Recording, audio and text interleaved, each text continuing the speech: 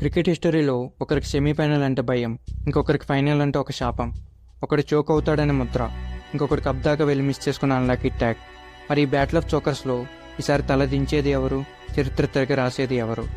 గుర్తుందా 2015 Auckland semi-final? ఆ rain, ఆ డెక్బర్ట్ లూయిస్ అండ్ గ్రాంట్ ఇలియట్ కొట్టిన finishing six. South Africa fans గుండె పగిలిన రోజు అది. చాలామంది సౌత్ ఆఫ్రికా డిజర్వ్ అన్నారు, కానీ నిజం చెప్పుకోవాలంటే ఆ టోర్నమెంట్లో న్యూజిలాండ్ ఒక మాన్స్టర్. ఒక్క మ్యాచ్ కూడా ఓడిపోకుండా ఫైనల్స్కి వెళ్ళారు. మెక్తాలం కెప్టెన్సీలో ఆ అగ్రెషన్, ఆ కన్సిస్టెన్సీ నిజంగా హ్యాట్స్ ఆఫ్.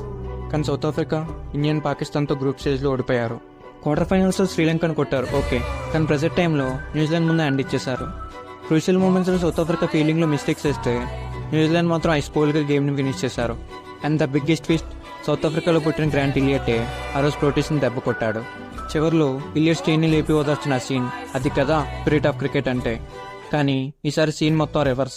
ఈ కరెంట్ సౌత్ ఆఫ్రికా టీం ప్రతి డిపార్ట్మెంట్లో డేంజరస్గా ఉంది. బ్యాట్స్మెన్లు విధ్వంసం సృష్టిస్తే బౌలర్లు నిప్పులు చెరుగుతున్నారు. రివెంజ్ అయిన మాట వీళ్ళ కళ్ళల్లో కనిపిస్తుంది. ఆల్రెడీ గ్రూప్ స్టేజ్లో న్యూజిలాండ్కి ఏ ఛాన్స్ ఇవ్వకుండా దుమ్ము దులిపేశారు. కానీ ఒకే ఒక టెన్షన్, ఐసీసీ నాకౌట్స్లో సౌత్ ఆఫ్రికా ఎప్పుడూ న్యూజిలాండ్ను కొట్టలేదు. ఈసారి అయినా మిల్లర్ కిల్లర్కి ఆ వరల్డ్ కప్ ఎలా నెరవేరైనా సౌత్ ఆఫ్రికా హిస్టరీని మార్చేస్తుందా? ఏమంటారు? మీరు ఎవరికి సపోర్ట్ చేస్తున్నారో కింద కమెంట్ చేయండి.